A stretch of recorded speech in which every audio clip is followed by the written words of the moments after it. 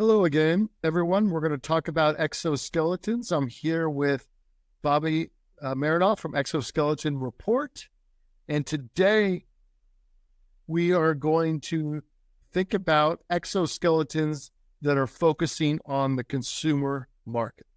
So again, if we click on the exoskeleton catalog, there will be a consumer section. Bobby, it's good to see you. Hi, Tom. It's a pleasure. I'm really excited to talk about what I think is one of the fastest growing applications of exoskeleton technology for the consumer recreational fitness and sport market. Excellent. Maybe just as you just said that, could you give us an overview of kind of where, some pockets of where exoskeletons are being used? So we are seeing now consumer exoskeletons, they have a foothold in sports, specifically for skiing. Yep. We are seeing more and more devices being made for hiking and recreational use and mobility. Yep. We are seeing some STEM education exoskeletons, which I think is a separate topic, but still fits into consumer exoskeletons. And we're seeing some resistive fitness devices as well. Yes, I think all of those are quite interesting. And I think I've heard some people talk about saying, hey, as I get older, I'd still like to hike. I'd still like to walk. I'd still like to hike that Grand Canyon or something like that. And so people would like to have exoskeletons that could be used in the consumer market. And once someone told me once that getting old is not a medical condition. And so these exoskeletons are just to, help with fatigue and help as you get older, help, those sore knees or that sore back or those sore legs. And as you said, there's devices being used for skiing. There's devices being used for walking and hiking. And then I like this new topic. We'll have to talk about it more today, about this topic about building resistive devices, because I think you're getting at this idea that maybe they're almost exercise, I guess. Is that correct? Yeah, I think a few companies now have explored that. Mm-hmm. Let's start with maybe the exoskeletons for skiing. And I highly encourage people to visit the different websites. Some of the big companies there, Gainer and Ski Module, and right. they've been at this for many years now and successfully selling and renting. And I think it's a really interesting application to exoskeleton technology where, like you said, as people get older or they have injuries, their knees cannot handle the stress and strain and the shock from being on the ski slope for more than a few hours. Right. And I like this application because you can think that the exoskeleton can kind of snap into a hard ski boot. So it's not going to slip down or anything. And then you could have gas springs to adjust and modulate the damping at the knees. And if I go back, people have thought about powered systems for skiing. So if I click on this one, people are thinking about powered pneumatic devices for skiing. And then I'll go down to that Ski Mojo where that's been a device that's been used for many, many years also in skiing. I'm not familiar with this one, Bobby, but I guess it's a training device for skiing. So this is definitely the same class as devices as the other ones. It's just that this picture is of them testing it. Okay. Because companies, I've seen a treadmill with bumps that's at an incline, and then that's how you test the exoskeleton. I think this was just a rail mechanism that they had that they ended up using for their marketing material. Okay. But you bring a really interesting point of the integration of these exoskeletons for skiing. So you have the need, which is people want to ski, but they want to be able to ski for longer. And for whatever reason, they're experiencing pain, discomfort in their backs or knees. It could be due to aging. It could be due to a medical condition. But the need is there. I want to ski longer, or I want to ski the way I used to be able to ski for that time duration. Solution is a spring dampener system or a motorized system that acts in a similar way to the way that your car suspension limits the amount of bumps and forces that you will feel on your body. I encourage everyone to ride at least once in a horse-drawn carriage with no suspension. Like a true village car where every bump in the road goes directly into your spine. Right. So you have the need, you have the technology, or different ways that we can approach this. And they act like a spring dampener system. There's reports that it can alleviate the knees, it can alleviate the lower back. It also acts a little bit like a chairless chair, in a tiny bit. So there's a lot that's happening there. And I encourage people to do their own research. The different companies have now been at it for many years, and they have quite a bit of material. Like some people say that they can ski for longer or snowboard for longer. Some people say that they can do cleaner turns, so they can do turns as if they were younger. And unfortunately, I don't do skiing, but you do skiing, Tom. Yes, I do skiing. And as you get older into your, 50s and late 50s, it's very hard to keep up with the kids. And so if you're skiing moguls and you're skiing some expert mogul slopes, I'm sure these devices would really help me. Actually, I should try one of these out. It's hard to ski an entire day when you might want to only ski 10 runs and your teenagers want to ski 20 runs. So it's interesting. Yeah, so there's the need, there's the technology, and then you alluded to this, there is the interface. So on a mechanical level, we already have the ski boot, which is, or the same for is it the snowboard boot, or is it still called a ski boot? It's called a snowboard boot, but they're still probably strong enough to attach to. They're less stiff than a ski boot, and I've had them on, and that's why it's popular, because they're actually much more comfortable. It's kind of like putting on a really good hiking boot. But you attach to that snowboard boot, you can attach to the buckles of that snowboard boot, and then away you go.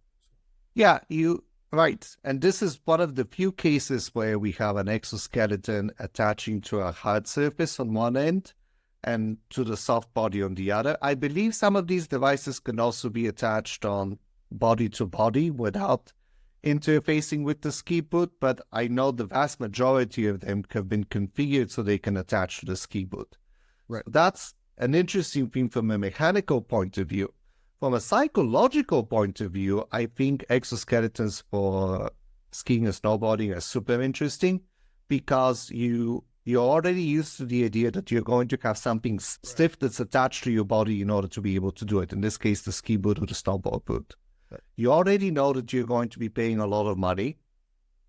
So you have your either rental, or you've purchased your equipment, you have your ski ticket, you have all your snow gear, you have your glasses, potentially you have your helmet. So what is one more piece of equipment? Right. Well, I was going to add that you have to put equipment on, right? So sometimes, people get lazy and it's like, I don't want to put those earplugs in. I don't want to put those safety goggles on. Oh, I don't want to add on that exoskeleton. But here, you're already going to spend 15 to 20 minutes putting on all of your ski equipment. And so, you can just add this is just one extra piece to put on. Or much longer if you're renting even. To me, it's a whole hour. The few times I've gone skiing, so you have to go to the center, you have to get a line, you have to get in there, you have to get to your locker. But mentally, you're already prepared, you're already primed that you will be putting on gear. Yes, we have to. So what is one more piece of gear to the list? And then the final thing that I think is super interesting about these is that they can go underneath the ski pants or they can go on top. Or if you're using double layers, you can have your layer insulating like spandex that's form-fitting. On top of that, you can put the exoskeleton. And then on top of that, you can cover it up with the ski pants. And while you still have access to the engage and disengage switch when you want to be able to walk and move normally.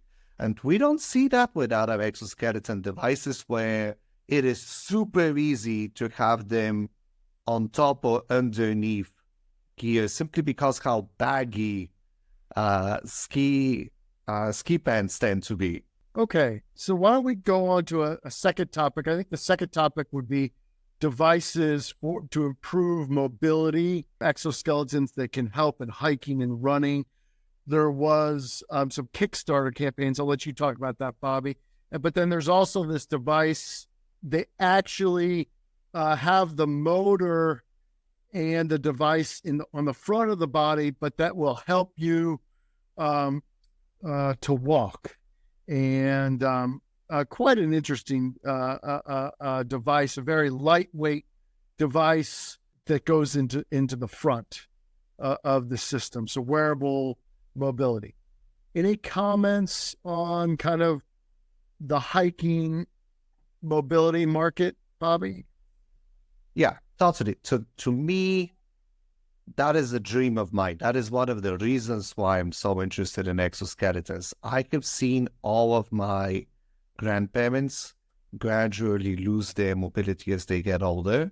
Yeah. And right now, my grandmother has a heart condition. So she's had a triple bypass surgery and then she had another surgery. And she loves hiking. And she loves just going to the mountain. But we are not allowed to put extra strain on her heart. So she can go downhill, she can go on level surface, she cannot climb up more than the equivalent of 2 stories. And it's interesting because she will be able to do the climb, but it is the next day that she will have heart pain and chest pain. And you would think, well, there's a simple solution to this. You take the car to the top of the mountain and you just let her walk down, or you walk down with her, and then you go and you get the car and you pick her up from the bottom of the mountain. I, for the life of me, cannot find a trail that is continuously down. There will always be a section, 1 or 2 sections somewhere where it goes back up. Right. So to me, I've been waiting for this technology for years, where I have the exoskeleton in my backpack. I'm walking downhill with her. We reach a space where we need to go up. I just pull it out of my backpack, strap it on, turn it on. It can be noisy. It can be slow. It can be like the worst exoskeleton in the universe. But just to get her up on that up incline without increasing her heart rate, without straining her. So to me, this is like a golden application. And this is what these guys with the WIM are getting at, where the straps stay on you and you just clip on the exoskeleton. And now we've seen some occupational and industrial exoskeletons do that the same. I got to wear one of the Autobot devices, which is now Sudex sold by Autobot, where they have that same concept, where the straps stay on you, and when you need the exoskeleton, you just click into it. Oh. Now, obviously, this won't be an application for everyone, but it's just one example where you would want to have that extra assistance to be able to complete a hike. Right. There is certainly interest by the community for devices that could just help in walking in that sense. Well, I mean, you're an expert in bioengineering. I've studied bioengineering, so the idea is there. Right. The technology, to the best of our understanding, is still catching up with it. So the way I understand it, and I would like you to chime in with some of the more complicated concepts, is on the one hand, the cost, the metabolic cost of you wearing that device has to be completely offset by the assistance that it provides. And it's only been in the last 6 or 7 years that we have successfully started getting exoskeletons to be able to do that in a way that can be recorded and measured. And then the other thing is the controller. There's still some difficulty with the exoskeleton in intuitively understanding if you're going up, you're going down, you're going sideways, you're on a hard surface, you're on a soft surface, because that changes how the walking should be executed. Right. And we are seeing a lot of research that it is not the brute force of applying mechanical assistance to the legs, it's timing. It's all about the timing, and for different people and different walking modes, that timing will also change. Yes. You brought 2 or 3 really important points. One point would be the devices have to be light enough to pay for their weight penalty. And that's really tricky because, once you have a motor is a fantastic device because it is low torque but high speed. But the human is a fantastic device because we are typically low speed, high torque. And so it's not that we don't have good motors. We have very good motors, but we don't have good transmissions. And so you could put a really sophisticated transmission in there, but most of the time they're not back drivable.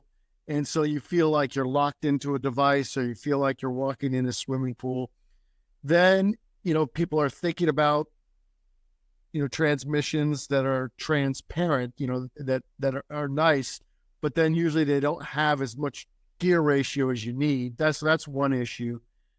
The second issue you talked about is timing. And so I thought about this a lot, is that the human being is been adapted, and their muscles and their springs and their tendons, you're really adapted to walking well. So just the average person can walk and walk well. And as soon as you perturb that gait cycle, then again, metabolic cost goes up. So again, you got to be in unison with the person. And people are working on those types of technologies. We did some phase work. There's been work in Georgia doing some phase angles, and other people, think in, and so, Bobby Gregg, some work in Michigan, and then the work in Utah. And so there's been a lot of people trying to think about intuitive controllers. That would be, the next thing. But once you start wanting to run, or once you start wanting to hike uphill, then that's kind of when you need the exoskeleton. Or I've been told too that as you age, actually it's the muscles in the front of your leg. So when you want to lift your leg and then go into swing phase, those get weaker first. I didn't really realize that. I was talking to a physical therapist, and they were telling me the muscles in the front of your leg get weaker first. And so again, you need that exoskeleton to help lift your leg. If you're getting older, you need that exoskeleton to help you when you're going up hills. You need that exoskeleton to help you run. But these are all important points, and I think people are working on it. And to clarify, when we're talking about transmissions, it's the goal there is to get that high speed, low torque to be low speed, high torque. So to get a motor which could be perfect for drones. So drones thrive on this high speed, low torque to get lift. But what we need for exoskeletons is the opposite. We need, because our swing cycle is slow compared to a propeller, Right. Maybe this is the perfect way to transition now to resistive exoskeletons. Okay. So I don't know as much on the resistive exoskeletons. I know a bit in the sense of people were thinking about building resistive exoskeletons in space because you need to exercise those legs and muscles. Otherwise, you're going to become very, very weak quickly. Yeah, so maybe Bobby, you could jump in on these exoskeletons for resistive type devices. So the way it's been described to me is the idea when you do resistive training for sports or for exercise or just for fun, we tend to add weights all over the body. The question here is, what if we add the resistance directly at the joint? So let's say you have a hip exoskeleton, it's aligned with your hip, and now you're purposely locking let's say it has motors, locking or reversing the direction of the motor. So now the resistance that you're feeding is directly at that joint or aligned directly with that joint.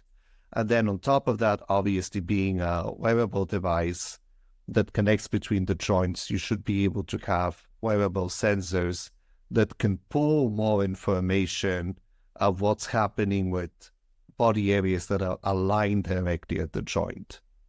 Something that is not easy to do at the moment, where you just put wearable sensors on your hands or legs.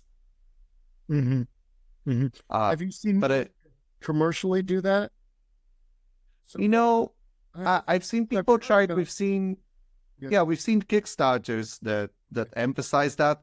We've seen prototypes being handed out to reviewers and influencers that are heavily into the sports and recreational device, where they have come out and said that they felt that is the golden application, that them being healthy individuals, they didn't feel that much assistance in assistive mode, but they could definitely appreciate the resistive mode, how quickly they could tune it, change it, get metrics out of it, and how it felt. Yeah, I once did a project, but this was more for in the medical arena, where you took a motor and then you put resistance across that motor, and you could easily tune, just because a microprocessor is perfect for this. So you easily tune the resistance across the motor leads, and then you adjust that resistance. And so basically a person is working against the motor, and you're actually making a generator, right? You're actually generating electricity in that sense. So I have seen that, I guess, in the medical arena. We did that once for the knee. You basically had a motor and you put resistance across that motor, and the person would push against it. Actually, now that I think about it, when we were making some prosthetic ankles, when you were walking downhill, we actually made it a resistance device, and you're actually generating electricity and putting some electricity back into the battery. So yeah, so that's a definite topic. Yeah, absolutely. And we've heard that with the hiking exoskeleton, that some of them have a downhill mode to help you get down the mountain with less fatigue and less impact on your legs. Sometimes when I go down, that's when I really start to feel sore. Oh, Brad, if anyone wants to hike the Grand Canyon, when you hike down, it only takes you maybe 2 or 3 hours to hike down, but you're down 5,000 feet. And then that, 6 hours back up is tough because your knees are wobbly because you got to hike back up the Grand Canyon. And you've been using them the whole time to stop yourself as you go downhill. And then to those who have listened to our other episodes, I think now you can appreciate the overlaps where we're talking about resistive exoskeletons for sports and hiking, but then we've also heard of applications for that for medical rehabilitation, where I know a lot of the medical exoskeletons also have a resistive mode in order to be able to practice movements, especially as the people get better and better and start recovering their ability. And we've also talked in our military exoskeleton episodes, we've talked about energy harvesting and energy generating exoskeletons. So things are really intertwined.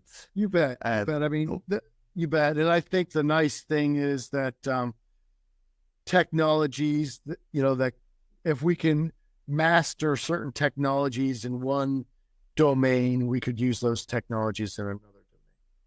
Yes, I'm a big believer of that, which is why the Exoskeleton Report stubbornly continues to look at all the domains rather than specializing and say we'll just look at occupational or we're going to just look at medical.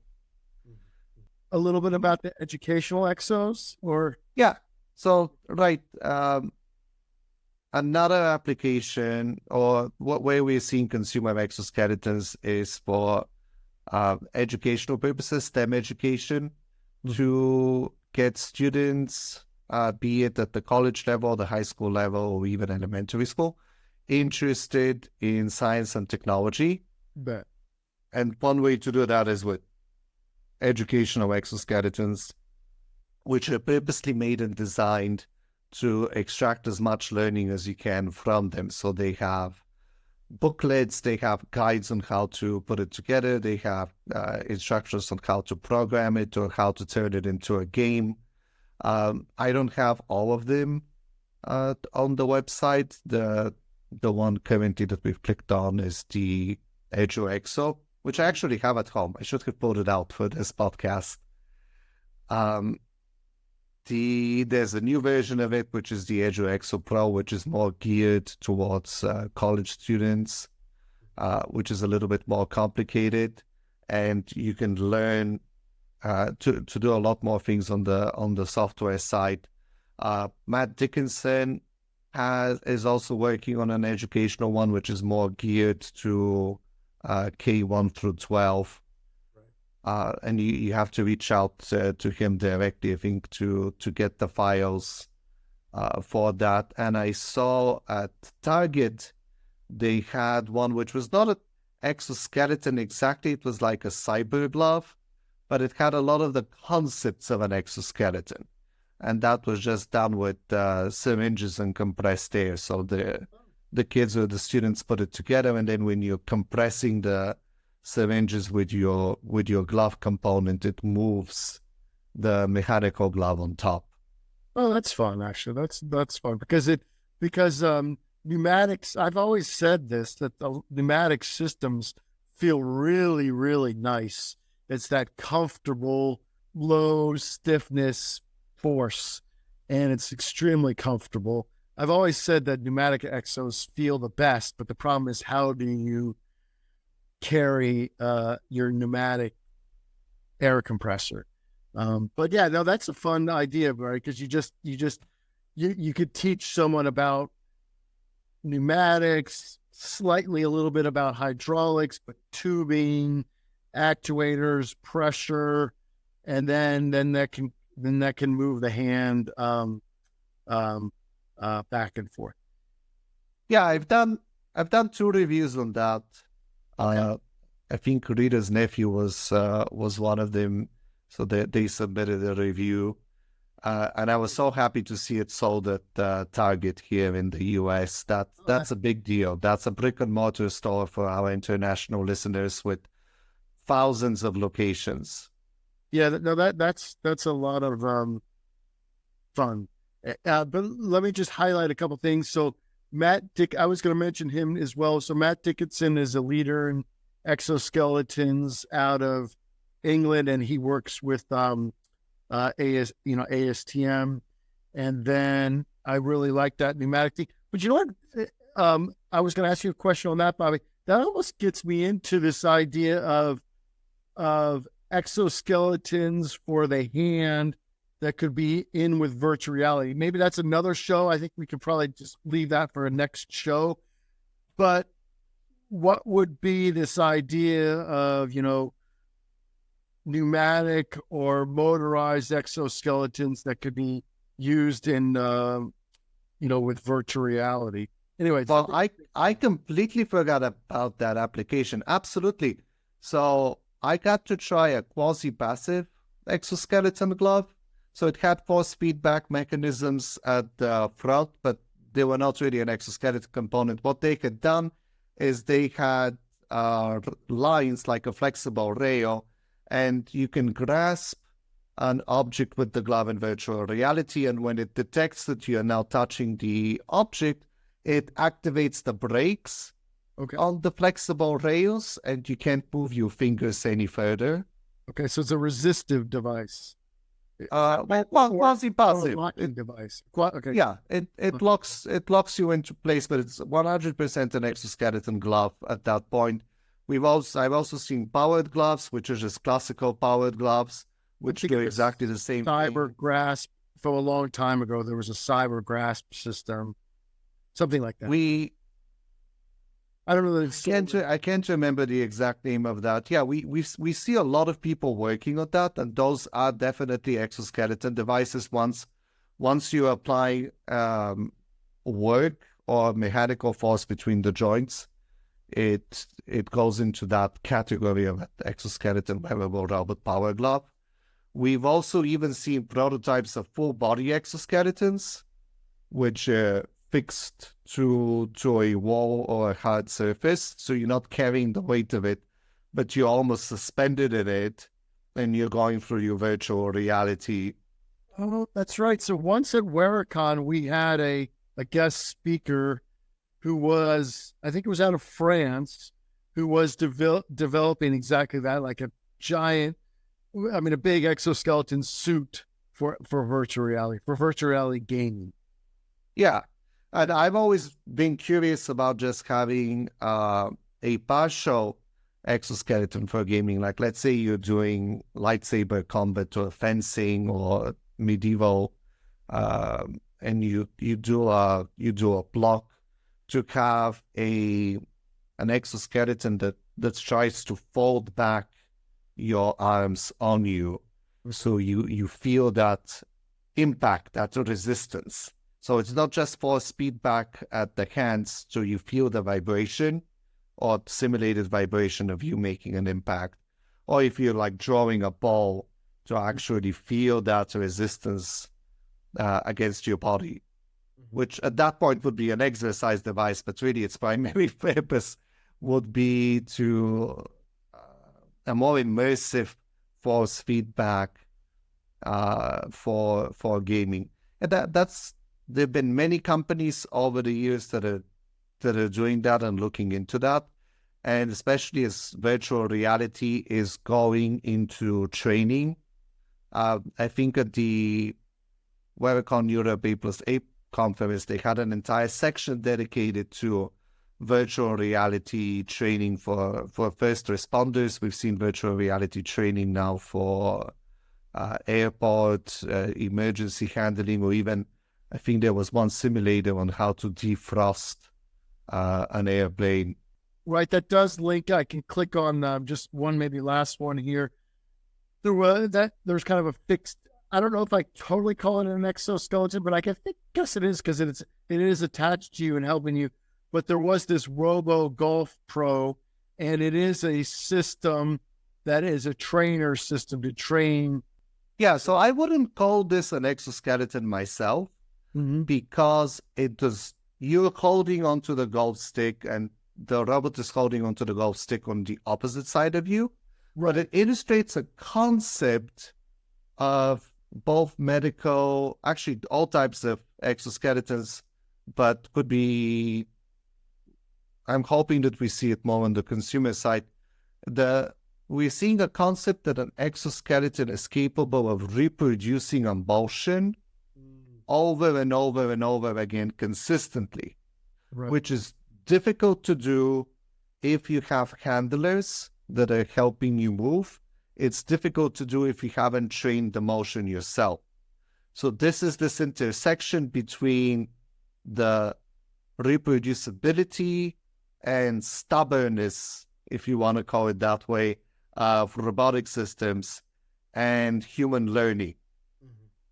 So with the Robot Golf Pro, which again, I don't think is an exoskeleton, but like an exoskeleton adjacent technology, you get to practice, let's say, a swing by professional, like Tiger Woods swing is one of the ones that are programmed in there.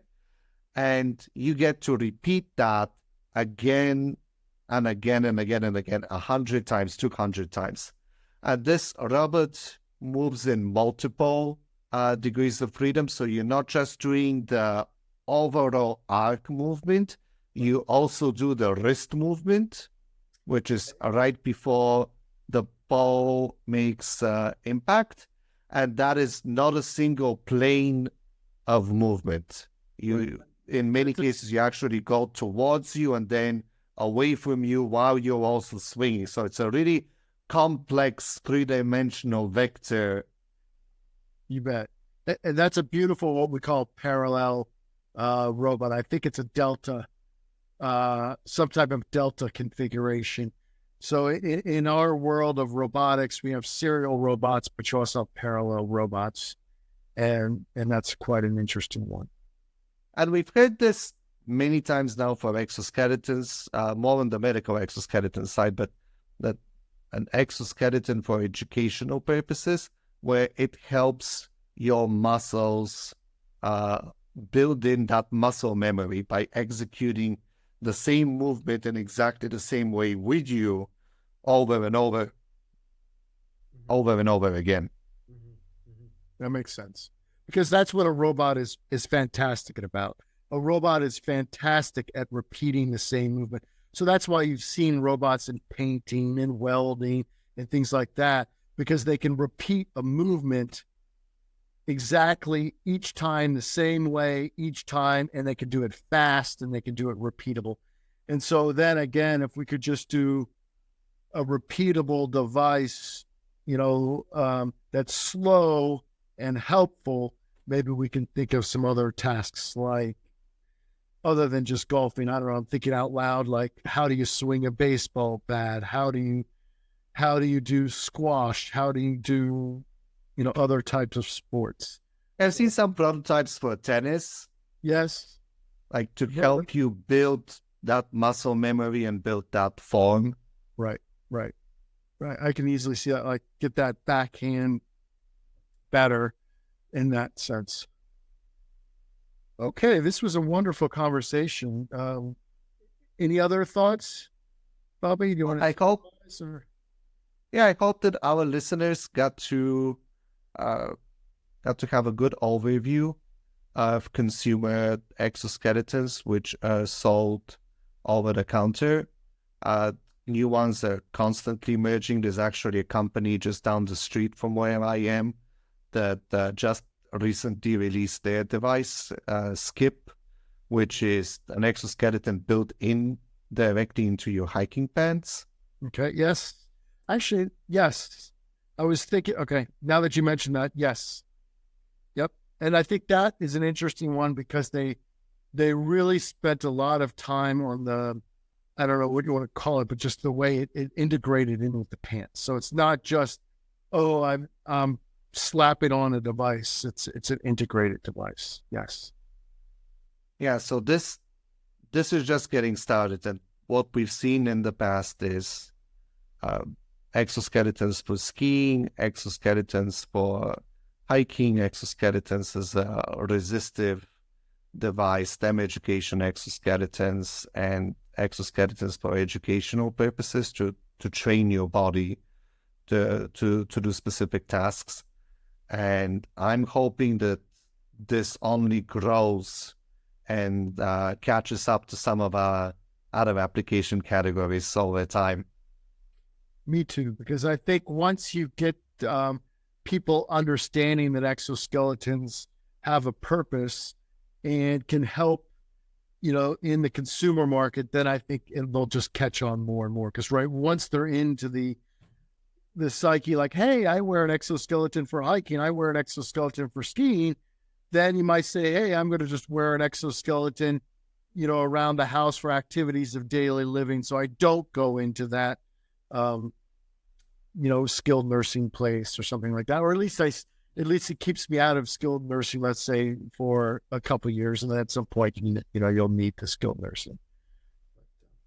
Fantastic conversation, Bobby. I'm always enjoying this, and I hope the listeners enjoy it too, because there's a lot of, there's years and years of information that's just that comes out when the two of us are talking. So, like, I'll give you one last thing. I remember Adidas was making a sneaker, and it had tendons that kind of came up like a parallel robot, and it was to keep your ankle from twisting while playing soccer. So there's just a lot out there, and a lot of fun. And I hope young entrepreneurial companies work with the larger companies, and this industry grows further. Thank you.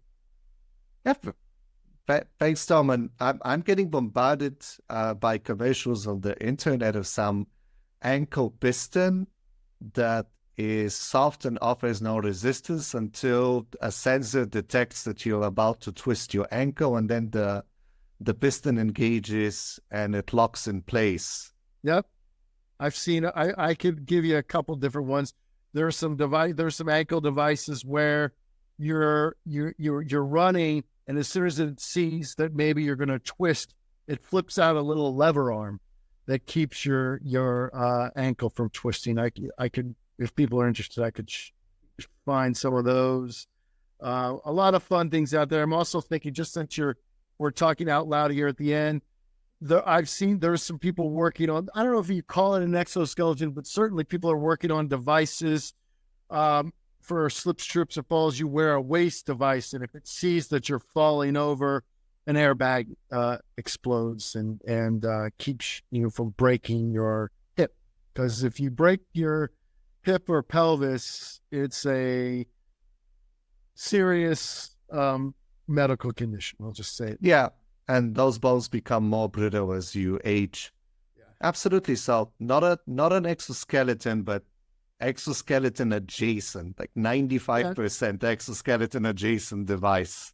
Yes. And also I'll end on too, that I'm going to go to a virtual reality conferences, like Augmented Enterprise Summit this year, to try to see about how exoskeletons can work with adjacent technology. So exciting times here. It's a lot of fun. Super exciting. I hope that you have a good trip there. Yes. Thank you, everyone. Thanks, everyone, for listening. If you have any questions or if you want to participate, reach out to us. We'll be more than happy to hear your thoughts. We'd love to have some guest speakers in the future. Thank you. Absolutely. Ciao, everyone.